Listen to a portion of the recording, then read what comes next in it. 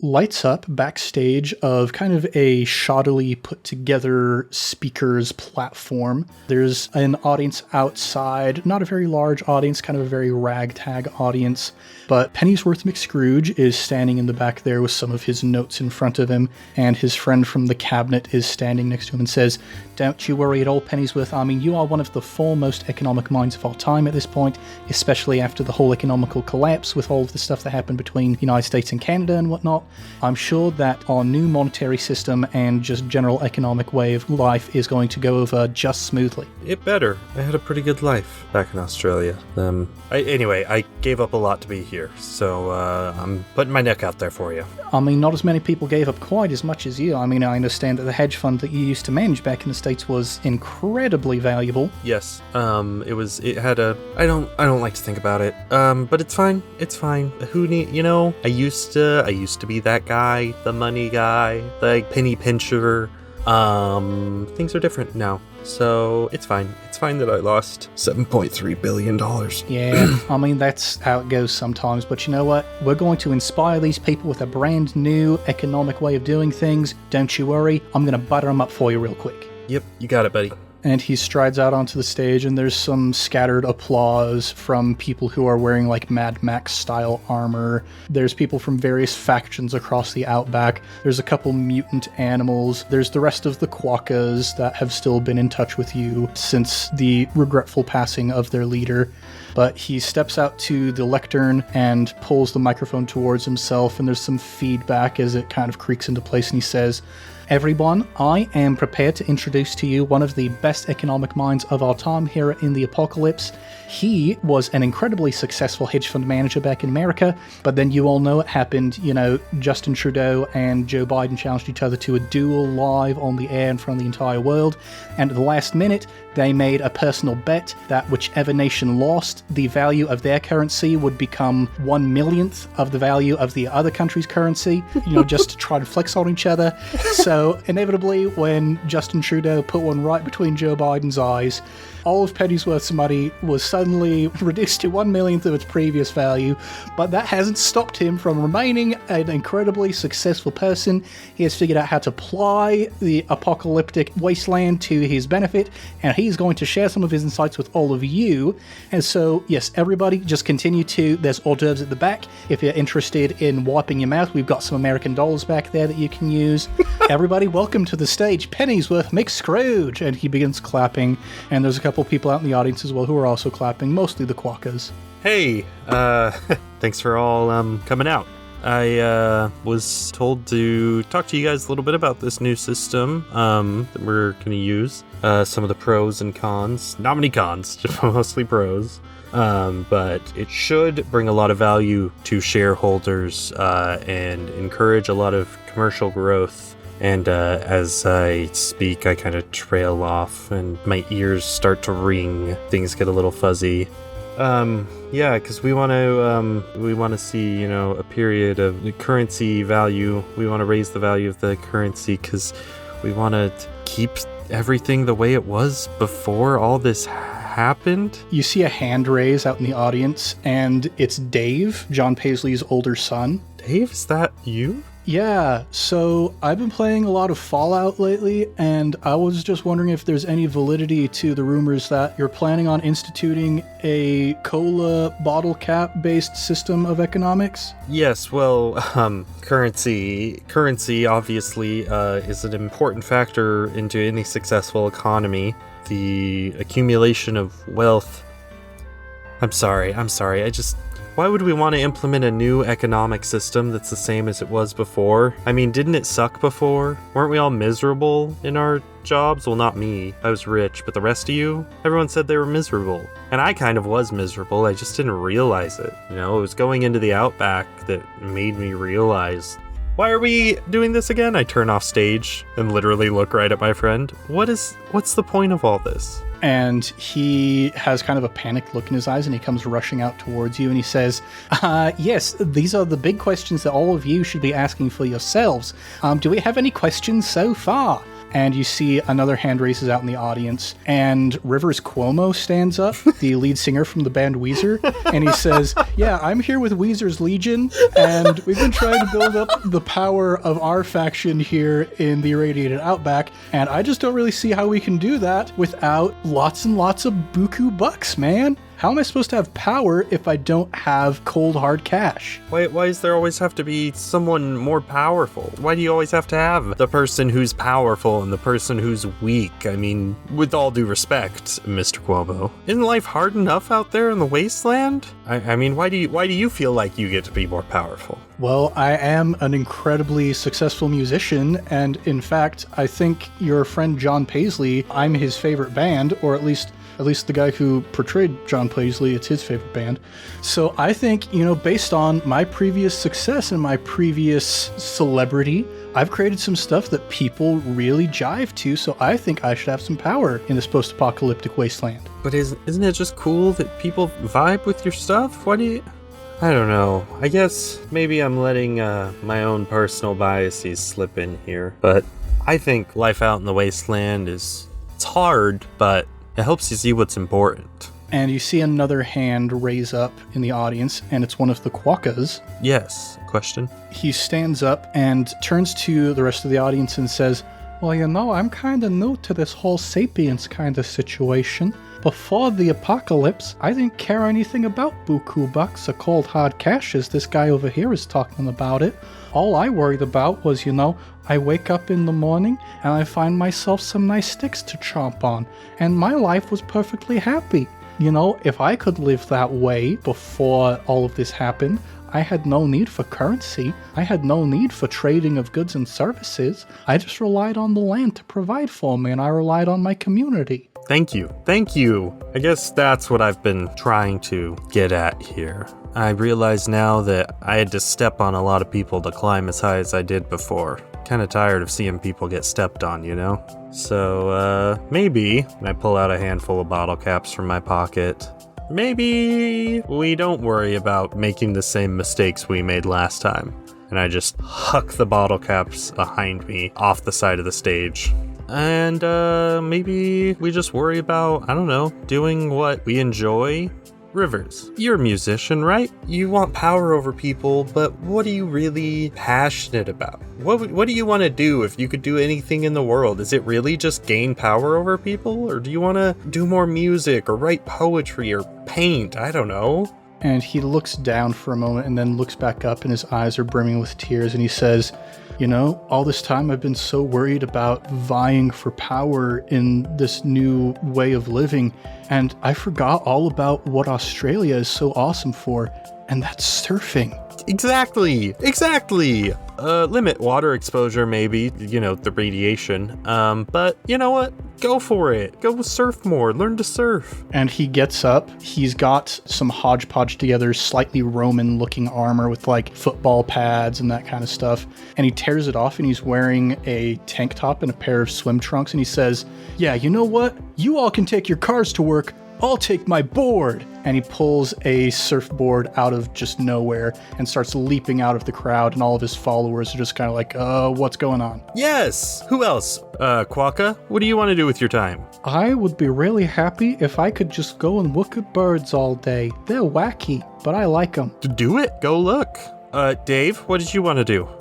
Mostly, I was just really hoping that I would finally get that PS5 that my dad promised us a while back, but I know that they're in very short supply. Even before the apocalypse, they were in short supply.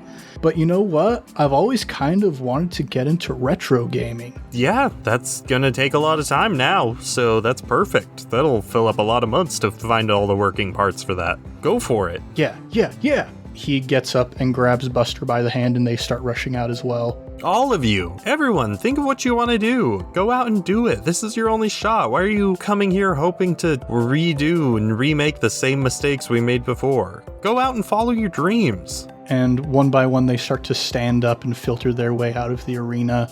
And then finally, your friend from the cabinet steps up next to you and says, well, this didn't quite go as expected. Gonna have an interesting report to bring back to Emperor Jentry after all this. I think he'll understand.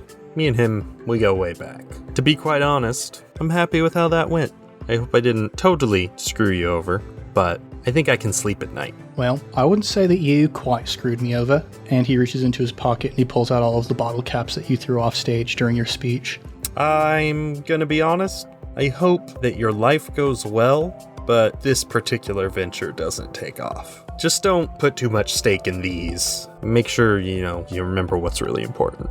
And he looks up at you, very pensive for a moment, and says, well, what can happen in this crazy world, especially now that everything's turned up on its head? Maybe you're right. Who knows? See you when I see you? Indeed. Go follow your dreams. Don't know why it takes an apocalypse to convince people to follow their dreams. I wish it didn't. I wish people would fight for their dreams before everything went to crap. But maybe people just need something to light a fire under their butt. And you turn towards him, and he is currently lighting a fire with a bunch of the American dollar bills that people were using as napkins. Don't ever change, man. And I'll walk out and start heading back into the Outback. You take a big old breath of the stanky, sulfurous air, and it smells like freedom. You start heading back home.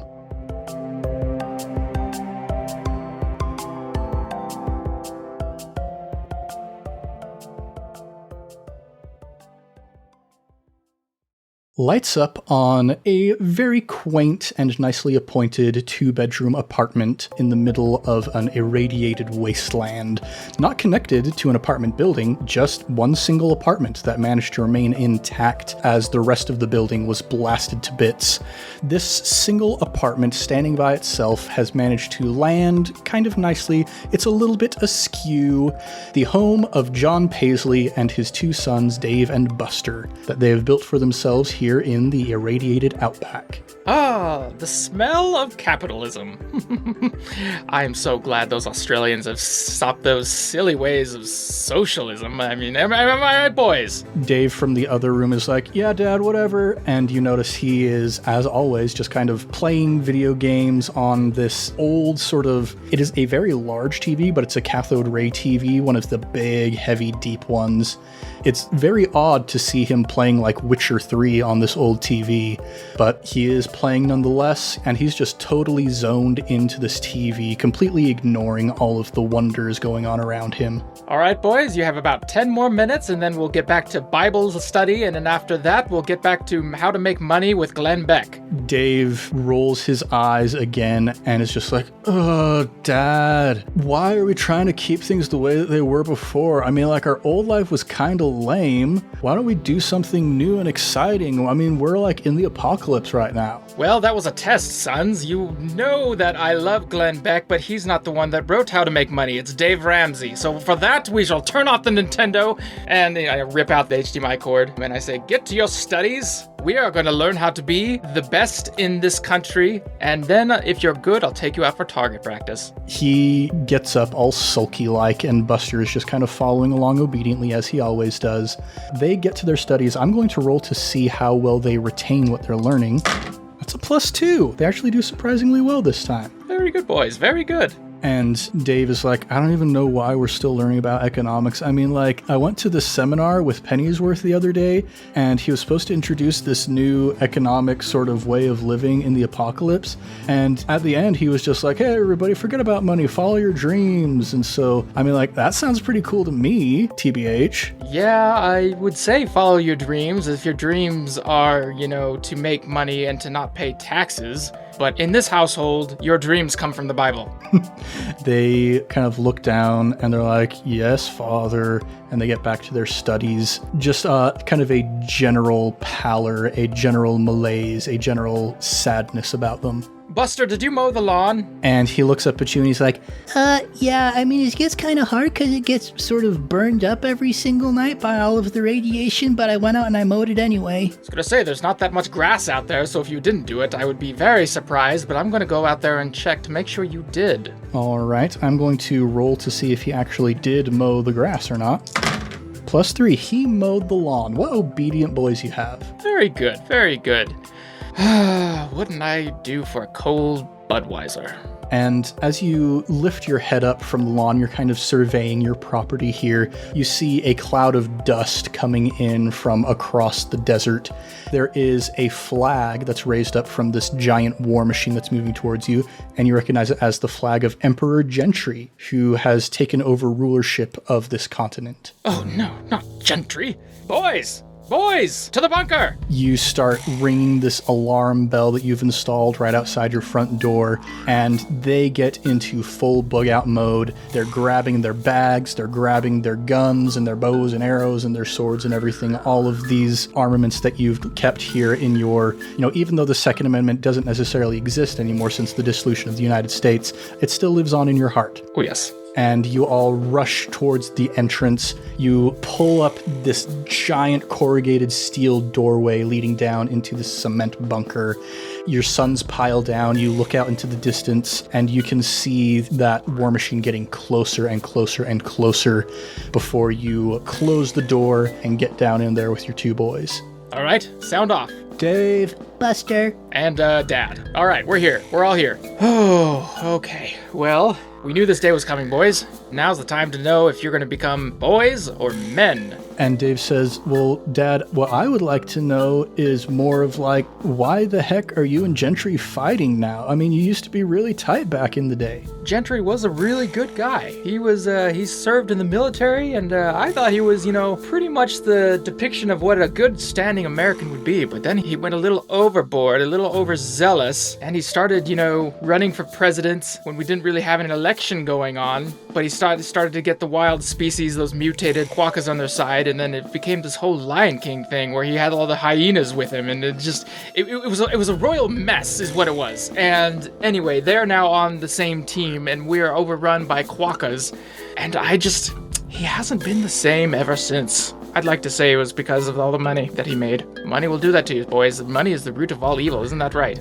You see that they're still holding their Dave Ramsey workbooks that they were just studying before you came down here. And Dave looks down at this financial workbook and looks back up at you and says, yes, Dad, money is the root of all evil. It's only when you have too much. If you are able to have a good spending budget and be able to keep living within your means, money's okay. But he was not living within his means, and that's just evil. And he also didn't read his Bible. Two things that I frown upon. This entire time, the rumbling has been getting louder and louder, and your bunker is beginning to shake. There's an old family photo that has you and your two sons and a woman whose face has been burned out. It falls down onto the floor of the bunker, and the glass shatters. And eventually the rumbling stops, and you hear the crunching of heavy jackboots coming up towards the door, and you hear a little knock on the door leading down into your bunker. Dave, I need you to go to the back, and I need you to pull out the Ronald Reagan. You know what I'm talking about. Well, I mean, yeah, it's not necessarily the best secret name. I mean, it's a ray gun. We just call it the Reagan. Whatever, Dad. You and your freaking dad jokes. And he goes off to the back to grab your death ray that you've been working on. All right, Buster, I need you to open the door slowly and see what he needs. He goes up, he's like army crawling his way up the stairs and very slowly cracks open. You've got like this sort of miniature door inside of the main door. He cracks it open slightly and he's like, hey, Jentry. And Jentry goes, oh, hey, Buster, it's been a while. How you guys doing down there? Oh, Dad's just freaking out again. He thinks you're gonna, convert it. I'm actually not entirely sure what he thinks you're gonna do to us. He's gonna convert us to communism! And Jentry kind of pauses for a moment, and he's like, okay, that's a little bit of a leap. John, I know that you've been out here for a while. I can't imagine that things are going super well for you out here by yourself. I've been drinking a lot of battery acid, and it's really gone to my head. I'm sorry. Okay, yeah, you see, that's exactly why I think you should come back over to Melbourne with me. We can get you into a hospital, and we can see what we can do about what's going on inside of not only your body, but also apparently your mind with all this battery acid that you've been drinking. You would love that, wouldn't you, Kami? And at this point, Dave has wheeled up the Ronald Reagan, and he has it right in front of you. It's this big old ghastly-looking contraption. It's on like an old projector cart, like you would see back in school, and this clump of wires and plates of metal. It's sparking with electricity and plasma even right now before it's fully turned on.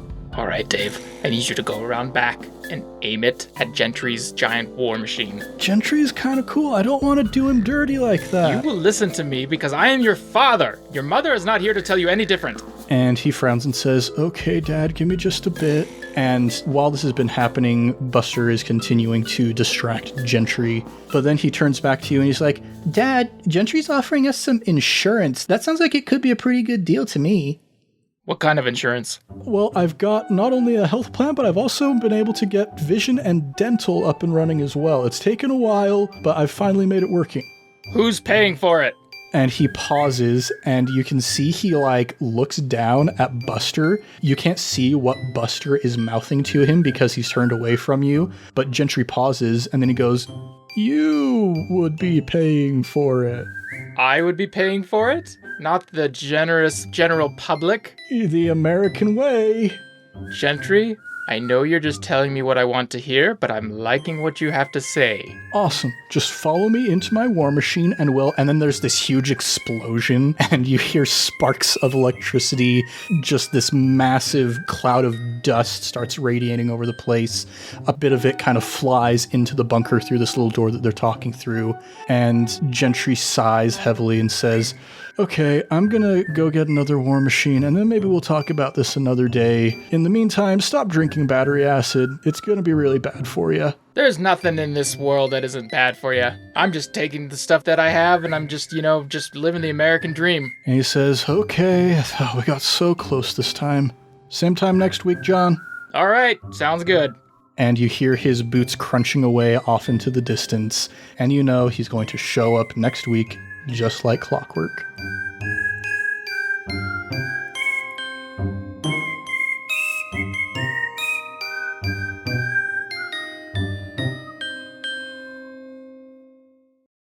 Lights up on the pained mind of Bingo Dingo as he is rousing from unconsciousness. There is a sharp pain on the back of his head. The harsh Outback light is lancing in through his eyelids, and there is a rumbling sound. There is turbulence all around, his body bouncing up and down. The thing that is most odd, though, is the cacophony of brass instruments and reggae-style guitar.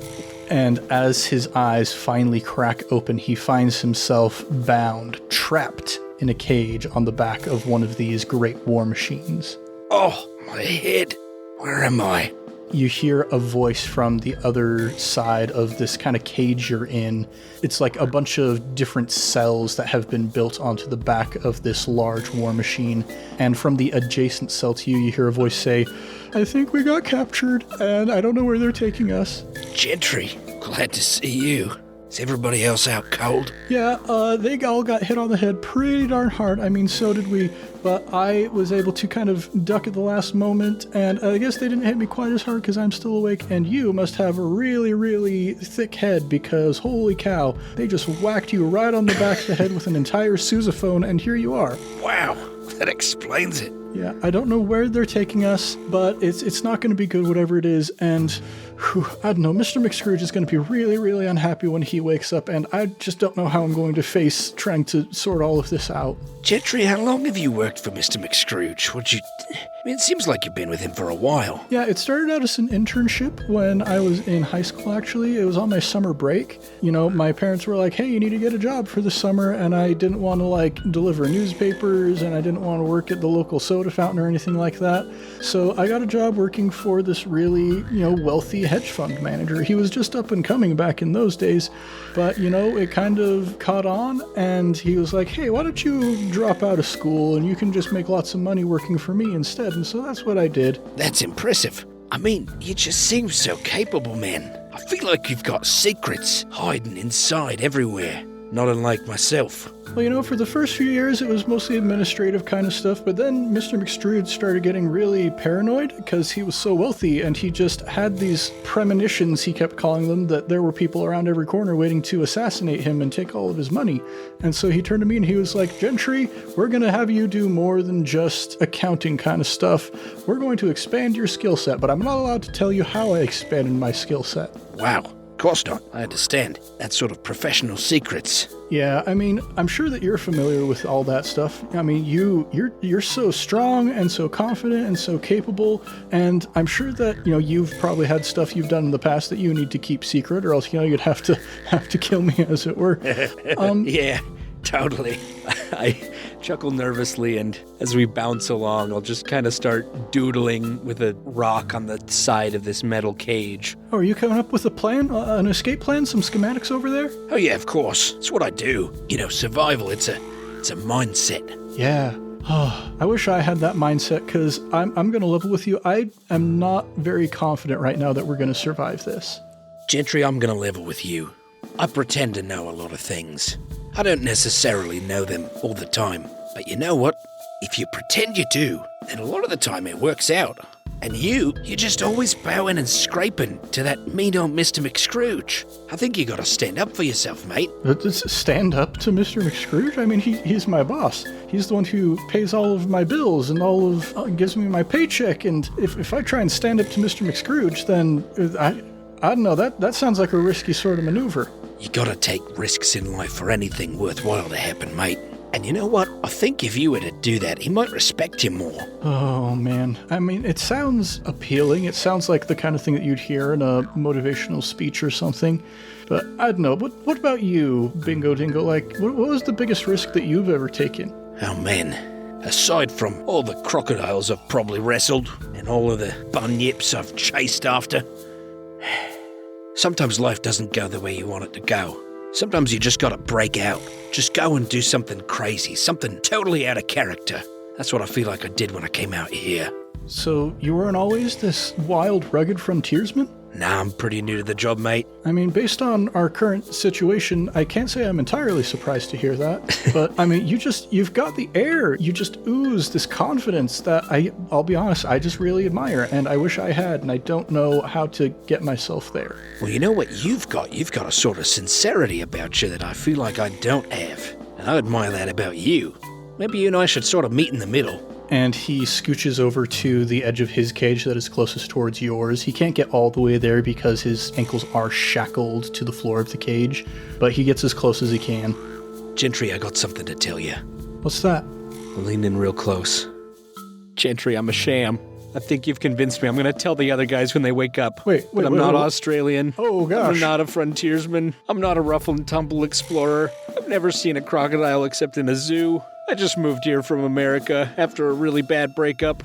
I don't know what I'm doing. I'm just trying to reinvent myself, Man, this is a lot to take in. And you notice that he gets very pensive and he pauses for a moment as he's thinking. But then eventually he says, well, you know what? If you're not entirely what you said you were, then maybe I'm not entirely what I'm saying I am. Maybe I'm not a spineless, gutless coward. And maybe if you can have the courage to tell everybody else the truth, maybe I can have the courage to stand up for myself. Man, you got this. I've seen the way you handle absolutely everything for Mr. McScrooge. I don't think he'd survive a day in the regular world, let alone a post-apocalyptic Outback world without you. He is giving it some more thought, but after a while he looks up at you and reaches out his hand, and it can just barely make it through the bars of your cage, and he says, do we have a deal? Yeah, we've got a deal.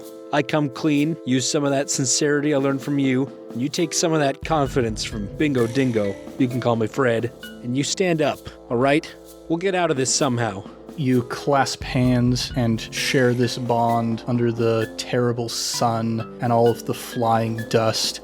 And there's a moment of silence as the band finishes their number before they start up the next song. And there's a big bump in the terrain that shoots you up into the air and breaks your handshake, and you fall to your opposite sides of the cage. And he looks ahead with fear, but then glances over at you and gives you a smile and a nod as you continue on into the Outback. You're a good man, Jentry. You too. Glad we got each other. Me too. And the caravan proceeds on.